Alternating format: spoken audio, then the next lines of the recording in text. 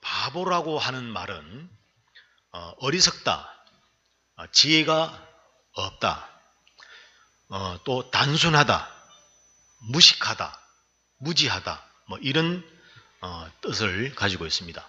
이런 기준으로 보면 일반적인 의미에서의 바보는 머리가 안 좋고 회전이 느리고 계산이 안 되고 답답하고 말귀를 못 알아듣고 또 뭔가 글을 읽어도 이해를 하지 못하고 이런 이제 사람을 뜻한다고 할 수가 있습니다. 지금 바보에 대한 얘기를 하는 거예요. 바보. 그런데 성경이 말하는 바보는 좀 다른 뜻을 가지고 있어요.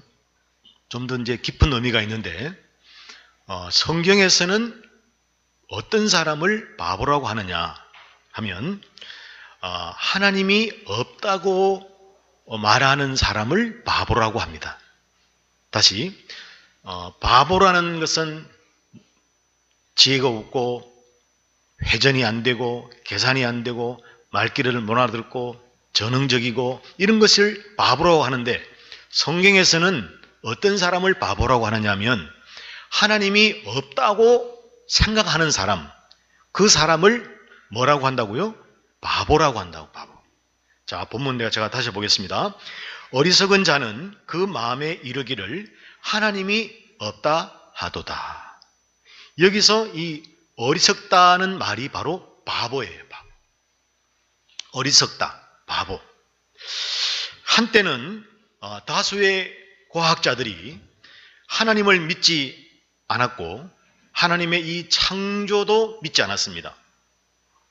그래서 이 과학자들은 모든 것을 인간의 머리를 통해서 이해하려고 했기 때문에 이 세상의 모든 것을 이성적이고 합리적이고 또 이런 것으로만 세상을 봤습니다. 합리적이고 이성적인 것으로만 세상을 바라보았다는 거예요. 누가요? 많은 과학자들이. 그래서 그렇기 때문에 이성을 초월하여 계시는 하나님을 믿지 않았습니다. 많은 과학자들이, 많은 사람들이 이성과 합리적인 관점으로 세상을 바라봤기 때문에 이성과 합리와 논리를 초월하여 계시는 하나님을 믿지 않았다고요. 그러나 오늘날은 많은 과학자들이 점점 더 하나님의 존재를 믿고 하나님이 우주를, 이 세상을 창조했다는 것을 믿습니다. 그리고 그 하나님을 직접적으로는 믿지는 않아도 적어도 정말 정상적으로 과학적으로 이 물리적으로 연구를 하는 사람들은 뭐라고 얘기하느냐? 신이 있을 것이다. 하나님이라고는 말을 못하고 자존심이 상하니까 신이 있을 것이다. 그 카이스트인가 그 뇌과학자 방송에도 알뜰 신잡인가 그게 나오는 무슨 그 김상욱인가 그런 교수 있지 않습니까? 나름대로 우리나라에서 최고의 뇌과학자고 그런 분들 아닙니까? 그런 분들이 그러지 않습니까? 어떤 우리 우주에 우리 이 세상의 기원에 대한 토론을 그때 그 유시민 작가하고 있을 때 막 토론을 하다가 저도 중간에 봤지만 제일 마지막에 이제 어디로 올라갔냐면 그럼 과연 그 모든 것을 있게 한 것은 뭐냐? 이 질문을 이제 서로 막 주고받다가 상당히 그 카이스트대 교수가 합리적이고 설득력 있는 누가 들어도 고개가 끄덕여지는 얘기를 했어요. 그러면 마지막에 이제 그러면 그 모든 것을 있게 한 것은 뭐냐? 그러니까 이분은 뭐라 하겠느냐? 신이지. 신. 그러니까 그분도 이제 무신론자이기 때문에 하나님이란 소리는 못 하는 거예요. 그 신이 그러면서 하는 말이 신이 없다고 말하기도 어렵다고 얘기하는 거예요. 물리학에서 노벨 평화상을 받은 미국의 아서 컴턴이라는 교수는 나에게 있어서 믿음이란 어떤 절대적인 지능이 있어서 그 지능이 세상을 존재하게 하고 인간을 창조했다고 믿는 데서 시작된다. 이렇게 말했습니다. 그러면 무엇을 통해 하나님이 천지를 창조하신 것을 알 수 있느냐? 그것은 이 아서 컴턴이라는 교수가 자신의 믿음이 어떻게 시작된가를 말씀하시면서 고백하면서 그러면 그 하나님이 천지를 창조했다는 것을 어떻게 알 수 있느냐면 바로 질서정연하게 펼쳐진 우주를 보면 태초에 하나님이 천지를 창조하셨다는 그 웅장한 말씀을 믿지 않을 수가 없다. 이렇게 얘기를 했어요. 무엇을 보면 알 수가 있다고요? 광활하게 펼쳐져 있는 우주를 보면 저 우주 속에 질서정연함이 있다는 것을 보면 하나님이 태초에 천지를 창조했다는 말을 믿지 않을 수가 없다는 거예요. 누가 그런 말을 했다고요? 노벨 물리학상을 받은 한 사람이 그런 말을 했다는 거예요. 다르게 말씀드리면 이 세상이라는 존재가 존재할 수 있는 이유는 뭐냐면 제일 원인이 되는 어떤 것이 있었는데 그것은 바로 지능이라는 거예요. 근데 그 지능을 우리는 뭐라고 부릅니까? 바로 하나님이라고 부르는 거예요. 하나님이 계시기 때문에 이 세상과 이 우주가 이렇게 질서정연하게 있을 수가 있다고 하는 거예요. 그래서 히브리서 3장 4절에 보면 집마다 지은 이가 있으니 시작 만물을 지으신 이는 하나님이시니라. 할렐루야. 이렇게 하나님이 만물을 지으신, 다시 말하면 만물을 창조하신 분이라고 성경은 우리에게 말씀하고 있습니다. 그런데 말입니다. 하나님이 없다고 생각하는 사람들은 어떻게 생각하냐면 이 우주와 세상은 하나의 폭발을 통해서 그 폭발이 연속성을 통해서 존재하게 된 것이라고 얘기를 합니다. 누가 이 얘기를 했어요? 호킹 아저씨가 얘기했어요. 호킹 아저씨. 그렇게 우주는 어떤 폭발을 통해서 연속적인 폭발을 통해서 존재하게 된 것이라고 말을 합니다만 결코 그럴 수가 없습니다. 왜 그렇습니까? 이 우주는 그런 우연한 폭발에 의해서 생겨난 것으로서는 설명할 수 없는 우주 자체의 질서정연한 체계를 가지고 있기 때문에 그래요. 우주의 별 중에 여러 별들이 있습니다. 많은 별들이 있죠. 많은 별들이라고 말하는 것을 뛰어넘을 만큼 수를 헤아릴 수 없을 만큼 수많은 별들이 있어요.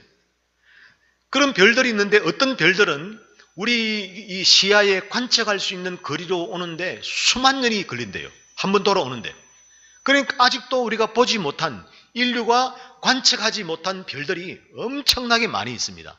그런데 그 중에 혜성이 있는데 헨리 혜성이라는 별이 있어요. 혜성이 헨리 혜성인데 이 별은 참 신기합니다. 이 별은 우주를 막 떠돌아다니다가 거의 75년쯤 되면 우리 사람의 눈에 띄도록 지금 저게 헨리 혜성의 병이거든요. 75년쯤 되면 딱 그쪽에 온다는 저게. 정확히 말하면 76년하고 3개월입니다. 76년 3개월 되면 저게 딱 와가지고 빛을 비춘대요. 여러분 신기하지 않습니까? 저만 신기한 것 같네. 신기해요, 신기해. 저도 어제 알았어요, 저거.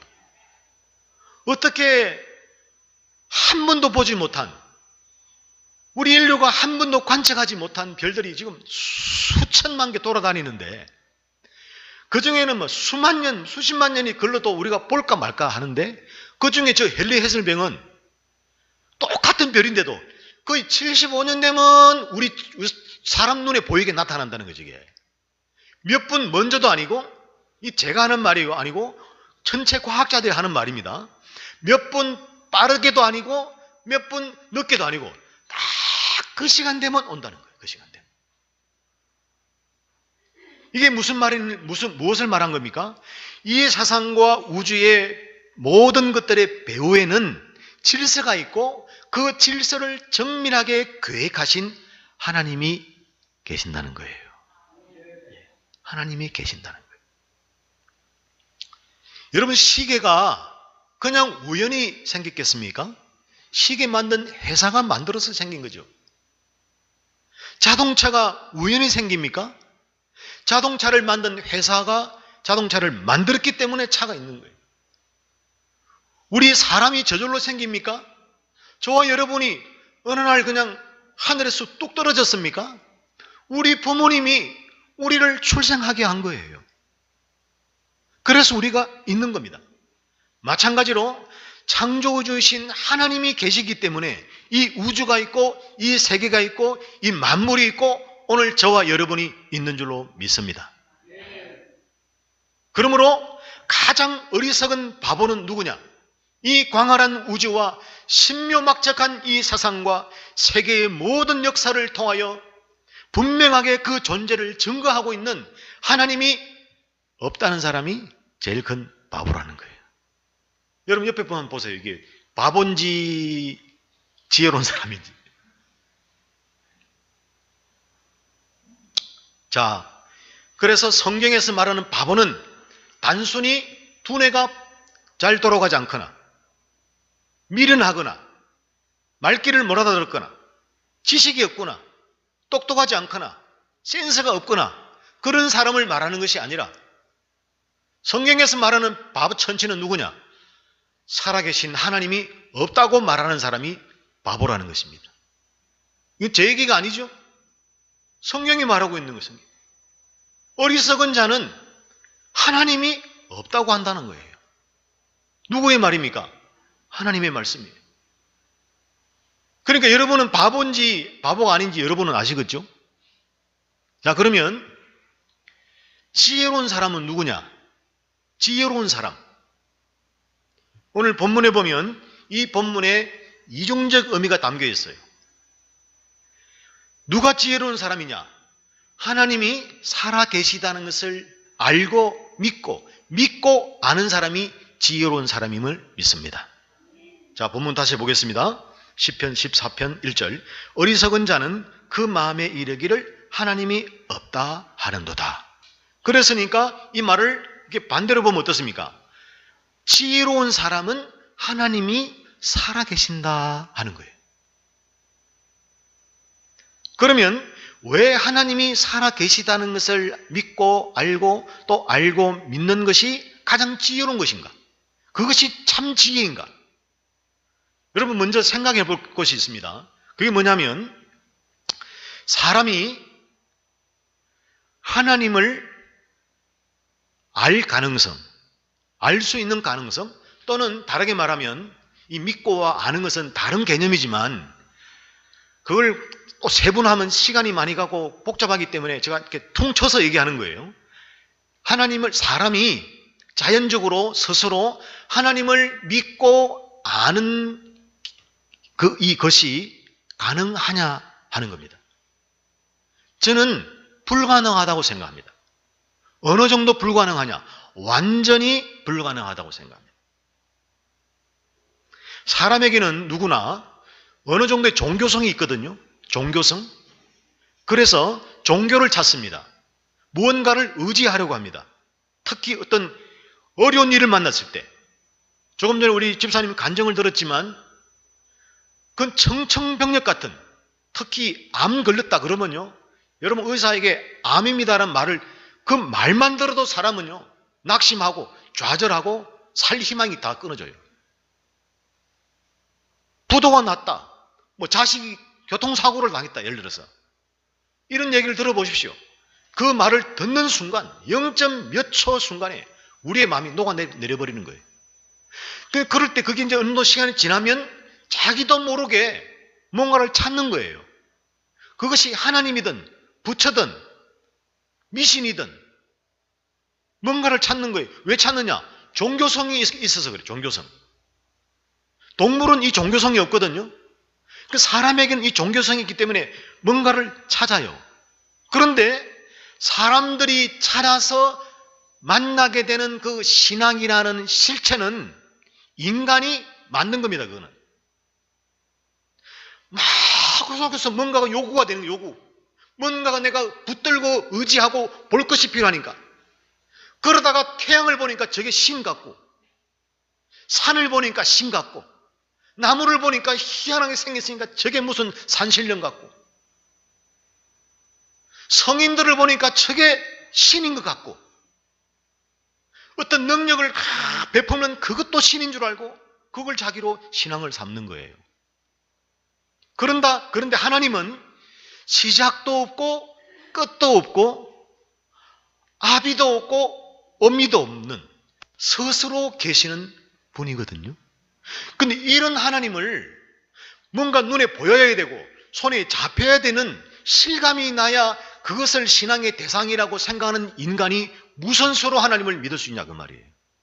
무슨 수로 하나님을 알 수 있냐 그 말이에요. 지금도 여러분 한국 기독교에는 한국 기독교뿐만 아니라 보이는 하나님이 최고입니다. 기도했더니 바로 응답해 주는 하나님. 안수하니까 말기암도 낫는 하나님. 사업이 부도가 났는데 천일 작정 기도를 했더니 부도 날 뻔했던 회사가 회복이 됐다든지. 뭐 이런 거 있지 않습니까? 은사주의, 능력주의, 신비주의.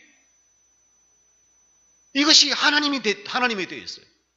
하나님은 그런 능력과 은혜를 베푸시는 하나님이시지만 신앙의 뼈대는 그게 아니라는 거예요. 그런 것을 통해서 하나님께 나아갈 수는 있지만 하나님 앞에 직면하면 그 모든 것들이 의미가 없어지는 거예요. 그럼 누가 남느냐? 하나님만 계시는 거예요. 하나님. 여러분, 이 세상에, 이 우주, 우리가 실체라고 생각하는 이 모든 것은 사실은 허상이에요. 허상. 실체가 되시는 분은 하나님 한 분밖에 없습니다. 그 실체 되신 하나님이 계시기 때문에 우리가 허상인 이 세상을 실체처럼 느끼는 것뿐이에요. 우리 인간이 인간으로서 존엄을 느낄 수 있는 가장 유일한 것은 바로 실체이신 하나님 앞에 서서 그 하나님을 대면할 때입니다. 그 외에 그 어떤 것도 실체를 대면하는 게 아니에요.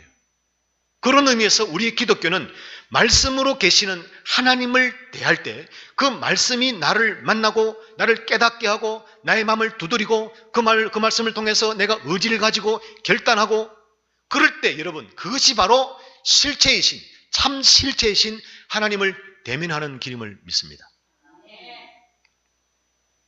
그러나 사람들은 그렇지 않다는 거예요. 뭔가 눈에 보이고 잡히고 실감이 나고 드라마틱하고 어드벤처한 이런 것들을 원하기 때문에 그런 입장에서 보이지도 않죠. 들리지도 않죠. 뭐 있는지 없는지 어디에서 확인을 할 수도 없는 이 하나님을 믿는다는 것은 인간의 힘으로는 인간의 입장으로서는 불가능하다는 거예요. 그래서 알 수가 없는 거예요. 로마서 3장 10절 12절 기록된 바 의인은 없나니 하나도 없으며 깨닫는 자도 없고 하나님을 찾는 자도 없고 다 치우쳐 함께 무익하게 되고 선을 행하는 자는 없나니 하나도 없다. 여기에 다 12절에 다 있죠. 이 다는 모든이란 모든. 치우쳤다는 말은 길을 잘못 들어섰다 그 말이에요. 그리고 함께라는 것은 동시란 뜻이에요. 동시. 그러니까 하나님이 인간을 딱 보니까 모든 사람이 동시에 전부 길을 잘못 들은 거예요. 누가요? 우리가. 정주복이 그렇다는 거예요. 우리 모두가 하나님이 인간을 보니까 전부 서양인, 동양인, 남자, 여자, 똑똑한 사람, 못난 사람 할 것 없이 모든 인류가 전부 일시에 동시에 길을 잘못 들어선 거예요. 전부 엉뚱한 길로 가는 거예요. 그래서 하나님이 의인 한 명이 없다. 인간 중에는 의인 한 명이 없다는 거예요.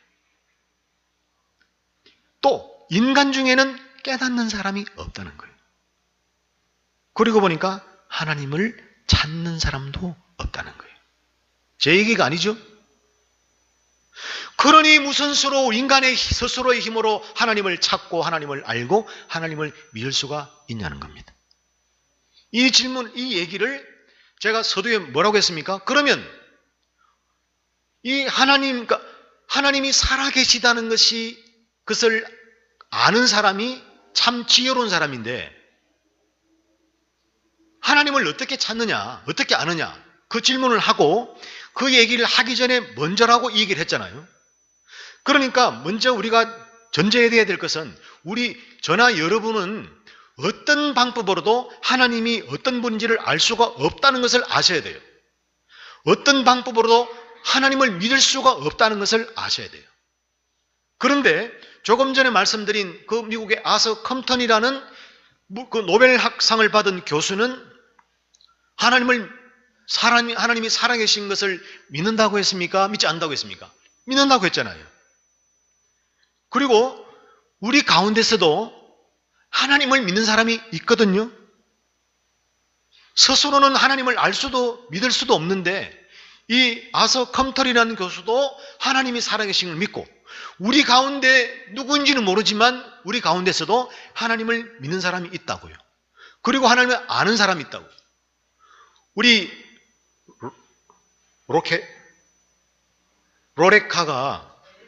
레베카가 지난주에 만나서 이 교제를 하는데 내가 물었어요.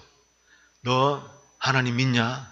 그랬더니 자기는 하나님이 언제나 자기를 바라보고 계시는 것을 안다는 거예요. 그래서 자기는 그것 때문에 자기는 위로를 받으며 산다는 거예요. 제가 그때 울 뻔했습니다. 한국 사람 저 나이에 저런 고백을 하는 사람이 없습니다. 저런 고백을.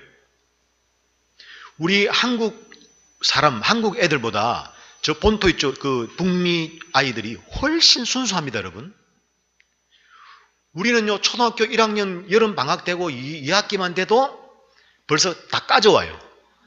제 얘기가 아니고 30년 동안 초등학교 담벼락에서 아이들을 가르친 학원 원장님 부부가 한 말입니다. 목사님, 요즘 애들은요, 초등학교 1학년 여름방학 끝나고 2학년 때 오면 벌써 다 까져온다는 거예요. 그런데 레베카가 그 얘기를 하는데 눈빛이 너무나 맑은 거예요. 제가 울컥했어요. 왜냐하면 저 나이에 저런 고백을 들어본 적은 거의 없거든요. 특히 한국은요, 얼마나 잔머리가 발전한 민족인지, 저희 때도 그 잔머리가 발전했지만, 지금 아이들은요, 우리 위에 있습니다. 지금 여러분보다 위에 있어요. 어떤 면에서, 거의 모든 면에서, 딱 한 가지 빼고, 하나님이 살아계시냐, 안 살아계시냐에 대한 그 빼고는 전부 다 위에 있습니다. 그래서 여러분들 아이들을 가르치려면 안 돼요. 제가 그래서 애들한테 말을 안 걸자, 제가. 왜 안 그러냐? 물어봐야 말을 하지. 이미 알고 있는 걸 나는 가르친다고 드는데 미리 알고 있는 걸 왜 가르칩니까? 그래서 꼰대 소리 듣는 거예요. 말이 좀 딴 데 흘렀는데 다시 돌아옵니다. 그러면 하나님이 살아계신다는 것을 고백하는 것이 지혜인데 이것이 왜 참 지혜냐? 그것은 하나님을 우리 스스로는 알 수 없다 그랬잖아요. 믿을 수도 없고. 그런데 그런 우리에게 하나님을 알 수 있도록 또 하나님을 믿을 수 있도록 해주시면 하나님을 알 수도 있고 하나님을 믿을 수 있게 됩니다. 이게 오늘 사실 이 설교의 핵심 내용이에요. 다시 말씀드릴게요.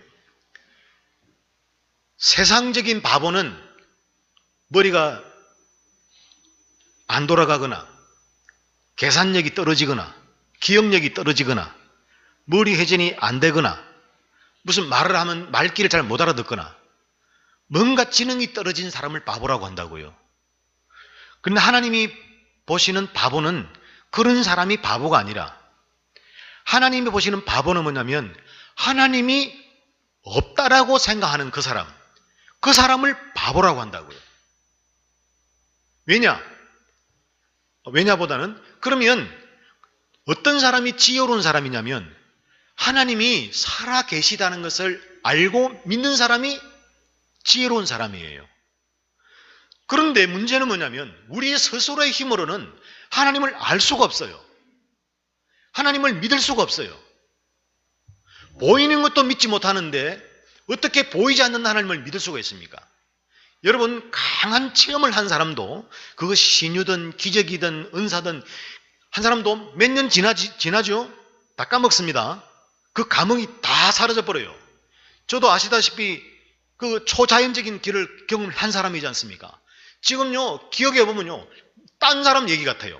제가 겪은 일이지만 그 감흥 어쩌다 무슨 뭔가 감동적인 게 연결돼서 그게 팍 북받쳐 오면 막 감동이 되는지는 몰라, 때릴 때는 있어도 제가 어릴 때 그 경험했던 그것들은요, 그냥 뭐 그런가 보다 이 정도지.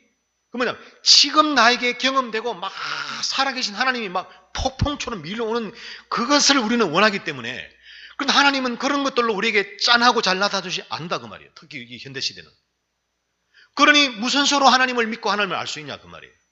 그럼 뭐냐, 하나님을 알고 믿을 수 있는 유일한 길은 뭐냐면 하나님이 저와 여러분에게 찾아오셔서 하나님을 알게 해주시고 하나님을 믿을 수 있도록 해주실 때에야만 우리가 하나님을 알고 믿을 수가 있는 겁니다. 이것은 그 누구도 우리를 가르칠 수가 없어요. 방편으로는 있을 수가 있어요. 방편. 누구를 통하여, 어떤 상황을 통하여. 저는 이것이 성령 하나님이라고 생각하거든요. 성령 하나님이 사람을 통해서, 목사를 통해서, 설교를 통해서, 성경을 읽는 걸 통해서, 묵상을 통해서, 찬양을 통해서, 집회를 통해서, 누군가의 간증을 통해서 조금씩 좀 듣는 거예요. 그런 것을 통해서 듣는 것을 하나님이 어떤 분인가를 알 수 있는 것이지, 그것의 주체자는 인간이 아니고 환경이 아니고 사건이 아니고 그것의 주체는 뭐냐면 바로 하나님이라는 거예요. 하나님. 그러니까 그 어떤 신기한 능력을 간증하는 사람도 그 간증을 들을 때 그 사람에게 초점을 맞추면 안 되는 겁니다. 그런데 오늘 보십시오. 간증하면 누가 주인공이 됩니까? 간증하는 사람이 중요히 되잖아요. 왕의 재정. 큰일입니다. 큰일. 지금도 그 김미진을 초청해가지고 강단에 세워요. 김미진의 내용은 확인이 안 됩니다. 이렇게 말하면 김미진이 무슨 소리 하는지 모르는데 유튜브나 네이버 찾아보죠. 왕의 재정 김미진 간사 쳐보십시오. 얼마나 허황된 기독교, 무당 기독교를 전하고 있는지. 그러니까 현실의 기독교인들은 바로 그런 하나님을 원하는 거예요. 와, 하나님께 재정을 맡기고 하나님께 이렇게 헌금했더니 하나님이 내 사업을, 빚을 다 갚아주시고 지금 수십억, 수백억대 자산가가 되었더라. 지금 이런 하나님을 만들어 놔버렸어요. 그런데 하나님을 알고 믿을 수 있는 길은, 그 주체는 뭐냐면 사람도 간증도 설교도 아니고 그 배후에는 이 우주를 철저하게 완전히 질서를 가지고 계획하고 운행하고 계시는 하나님이라는 것이 하나님이 하시는 일이라는 거. 그게 도구로 사람이 쓰이고 간증이 쓰일 수는 있지만 그 모든 것의 배후에는 하나님이 계시고 하나님이 가르쳐 주시고 알게 해주시고 느끼게 해주시고 결단하게 해주시고 하나님을 믿을 수 있게 해주시기 때문에 우리 죄인된 인간이 하나님을 알게 되고 믿을 수가 있는 겁니다. 로마서 1장 18절 20절입니다. 하나님의 진노가 불의로 진리를 막는 사람들의 모든 경건하지 않음과 불의에 대하여 하늘로부터 나타나나니 이는 하나님을 알만한 것이 그들 속에 보임이라. 하나님께서 이를 그들에게 보이셨느니라. 창세로부터 그의 보이지 아니하는 것들 곧 그의 영원하신 능력과 신성이 그가 만드신 만물에 분명히 보여 알려졌나니 그러므로 그들이 핑계하지 못할지니라. 하나님이 모든 사람의 마음속에 하나님이 살아계신 것을 알만한 것을 다 보여줬다는 거예요. 그런데 우리는 어떻게 합니까? 거부하는 거예요. 하나님만큼 자본주의 사상에서 무가치한 게 어디 있습니까? 하나님 우리가 돈 줍니까? 성공을 줍니까? 출세를 줍니까? 아니에요. 그 성공과 출세와 번영은 하나님이 하나님의 뜻을 따라서 어느 누군가에게 일방적으로 주시기 때문에 결과로 나타나는 것이지, 그것이 하나님이 주시는 목표가 아니에요. 목표. 참된 선물이 아니라는 거예요. 그 선물을 통해서 하나님이 살아계시고 하나님이 지금도 역사하시는 분이구나를 알게 하셔서 하나님을 실제신 하나님을 직면하고 대면하게 하시는 것이 하나님의 뜻이지, 그런 선물이나 은사가 목적이 아니라는 것입니다. 그런데 하나님 보십시오. 모든 하나님을 알만한 것을 다 속에 보인다는 거예요. 그러니까 가장 지혜로운 사람은 지혜의 근본이신 하나님이 살아 계신다는 것을 믿고 알 수 있게 하실 때 그 믿음과 지식을 통해서 하나님이 살아 계시는구나, 하나님이 살아 계시는구나를 아는 그 사람이 지혜로운 사람임을 믿습니다. 여러분, 이런 말이 있죠. 죽었다 깨어나도 모른다. 죽었다 깨어나도 모른다. 난 놓고 기억자도 모른다. 그런가 하면 남자가 여자를 알 수가 없고 여자가 남자를 알 수 없다는 말을 빗대어서 이런 말을 하잖아요. 남자는 화성에서 왔다 그러고 여자는 금성에서 왔다 그러고, 남자 여자가 화성에서 오고 금성에서 왔습니까? 전부 지구에서 났고 하나님 편에서 보면 하나님 편으로 왔지요. 그런데 왜 화성에서 왔다 그러고 금성에서 왔다 그럽니까? 서로가 서로를 모르는 어떤 한계가 있다는 말을 한 거거든요. 그러니까 모르는 거는 모르는 거, 우리가. 그런데 죽었다 깨어나도 알 수 없는 하나님을 알 수 있는 방법이 뭐냐? 바로 지혜의 근본이신 하나님이 알게 해 주시면 알 수가 있다는 거예요. 자, 요한복음 20장 31절입니다. 오직 이것을 기록함은 너희로 예수께서 하나님의 아들 그리스도이심을 믿게 하려 하며 또 너희로 믿고 그 이름을 힘입어 생명을 얻게 하려 함이니라. 이어서 요한일서 5장 20절. 또 아는 것은 하나님의 아들이 이르러 우리에게 지각을 주사 우리로 참된 자를 알게 하신 것과 또한 우리가 참된 자 곧 그의 아들 예수 그리스도를 또 안에 있는 것이니 그는 참 하나님이시요 영생이라. 여기서 비슷하게 반복해서 나오는 말이 뭡니까? 믿게 하겠다, 또 지각을 주겠다, 또 알게 하겠다거든. 요한복음 20장 30절에 믿게 하려 함이요. 믿게 하려 함이라 그랬어요. 믿으라가 아니고 믿게 하겠다는 거예요. 사람은 하나님을 믿는 게 아니고 하나님이 믿게 하신 것으로 믿는 겁니다. 사람은 하나님을 아는 것이 아니고 하나님이 알게 하신 것 때문에 아는 겁니다. 그러니 자기 머리로, 자기 이성으로, 자기 합리적으로 무슨 소로 하나님을 아냐 그 말이에요. 그러니까 과거의 과학자들은 하나님이 없다고 한 거예요. 하나님 없다. 그리고 열심히 공부한 거예요. 그 공부한 결과가 뭡니까? 양자 물리학에서 다 깨져버리는 거예요. 신의 입자, 힉스 입자에서 다 깨져버리는 거예요. 그 하나님이 안 그러는 거예요, 그거를. 그 힉스 입자는 하나님, 신이라고만 말하지 하나님이라고 말하지 않는 거예요. 그것을 우리 성경적으로 보면 그게 하나님 아닙니까? 하나님의 존재. 지금 오늘날 과학자들이 이 딜레마에 빠져 있어요. 이걸 양자역학을 좀 힉스 입자를 무너뜨리려고 곳곳에서 지금 연구하고 있습니다. 챗봇, 거기도 지금 내일 한번 물어봐야 되겠어. 챗봇에. 너 양자역학과 신에 대한 걸 한번 얘기해봐라. 이게 무슨 말인지는 모르시는 분이 많아서 뭐 설명을 안 하겠습니다만, 어쨌건 지금 이 성경에 하나님이 뭐라고 하냐면 믿게 하겠다, 지각을 주겠다, 또 알게 하겠다는 거예요. 누구를? 하나님을 믿게 하고 하나님을 알게 하고 하나님을 지각하게 하겠다는 거예요. 생각해 보십시오. 만약에 우리 스스로 하나님을 믿고 하나님을 아는 길이 있다면 왜 이런 말씀을 하셨겠습니까? 다른 길이 없기 때문에, 하나님이 알려주지 않으면, 하나님이 가르쳐주지 않으면 하나님을 알 수가 없고 믿을 수가 없기 때문에 하나님이 계속해서 만물을 통해서, 너희의 심령 가운데 사람을 통해서, 환경을 통해서, 일을 통해서, 사건을 통해서 계속해서 나는 살아있다, 나는 살아있다, 나는 살아있다는 것을 계속해서 우리에게 알게 해주시고 지각하게 해주시고 믿게 해주시는 하나님인 줄로 믿습니다. 이 세상에서 하나님이 살아계시다는 것을 믿는 것이 가장 지혜로운 이유는 뭐냐면, 여러분, 세상을 살아갈 때는 우리가 어떤 문제를 만나잖아요. 문제를 만나면 세상적인 지혜로운 사람은 그 문제를 자기의 경험과 또는 타인의 경험과 또는 알려져 있는 또 숨겨져 있는 여러 가지 정보와 어떤 자기에게 지식이 될 만한 유익의 등을 찾아서 적절하게 대처하는 사람을 지혜롭다고 그러죠.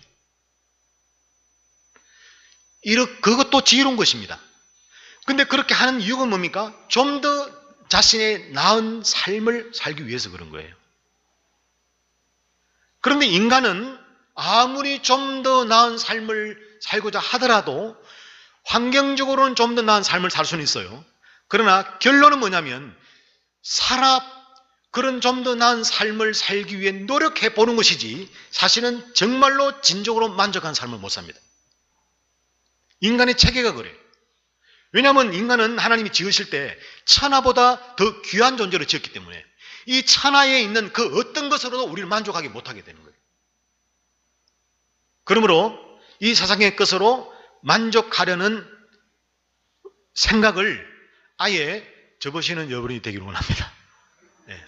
적당히 먹고 사는 것이지 모든 삶의 방편을 주위에 쫙 둘러놓고 막 자식, 직장, 건강, 사업, 마음, 돈, 저축, 연금, 미래, 보장 다 해놓고 뭐 차도 뭐 서버 뭐 하여튼 한 대, 두 대 다 해놓고 하여튼 뭐 이게 문제 생기면 저거로 채우고 저게 문제 생기면 이거로 해결하고 해서 막 모든 것을 다 완벽하게 하더라도 밤새 내 영혼을 취하면 그것이 누구의 것이 되겠느냐? 우리 집사님 동생도 그 잘 나가는 분이 한 날 한시 2주밖에 못 산다고 말을 들었다잖아요. 나는 아직 안 들었는데 그럴 수 있습니다. 그게 무슨 말이냐? 우리가 이 땅을 살면서 우리의 지혜를 사용해서 움직이고 활동하고 뭔가를 바라보고 성취하는 이 모든 것들은 우리 인간으로서는 충분히 그럴 수 있습니다. 그래서 할 수 있으면 그렇게 할 수 있어요. 그러나 그렇게 한다고 하더라도 최종적으로는 만족을 누리지 못한다는 거예요. 그럼 이 만족도 누가 채워줘야 되느냐? 우리 인간을 창조하신 하나님이 우리 영혼에게 당신의 만족을 전가해 주실 때 우리가 만족을 느끼는 거예요. 이것도 비록 길지 않고 일시적이지만 그 일시적인 것이라도 느끼면서 이것이 진정한 만족이구나를 참 만족으로 알고 살게 되는 거거든요. 그런데 세상을 살면서 문제가 생기니까 대부분의 하나님이 없다고 하는 사람들은 오로지 자기가 가지고 있는 경험하고 있는 또 붙들고 있는 그걸 가지고 해결하는 거예요. 그걸 또 지혜롭다고 생각해요. 그래서 보십시오. 좋은 대학 나오고 성적이 좋거나 우등학생이나 좋은 직장을 다니거나 또 직장을 다녀도 남들보다 성진을 빠르게 하거나 이런 사람을 성공했다고 그러는 거예요. 여러분 이건 세상적으로는 분명히 성공한 사람입니다. 그러나 하나님 편에서는 바꾸어 말한다면 이런 사람이 오히려 실패한 사람일 수도 있습니다. 세상적으로 잘 모든 것이 갖춰져 있고 성공한 사람 눈에는 하나님이 잘 안 보이거든요. 그런 사람이 하나님을 찾고 의지한다는 것은 귀한 일이고 있을 수도 있는 일이지만 대부분은 그렇지 않아요. 등 따시고 배부르면 하나님 잘 안 찾습니다, 여러분. 인간의 본성이 그래요. 죄성이 있거든요.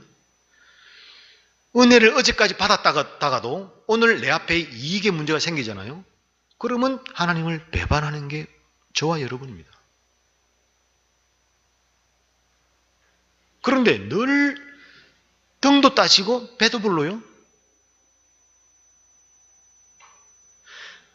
그러니까 오늘 누가 지혜로운 사람이냐면 내 힘으로는 나의 어떤 능력으로는 알 수 없는 하나님을 참 감사하게도 참 믿기 힘들 만큼 하나님이 내가 그 과정은 정확히 내가 추적을 못하지만 어찌 하다 보니까 하나님을 알게 하신 거예요.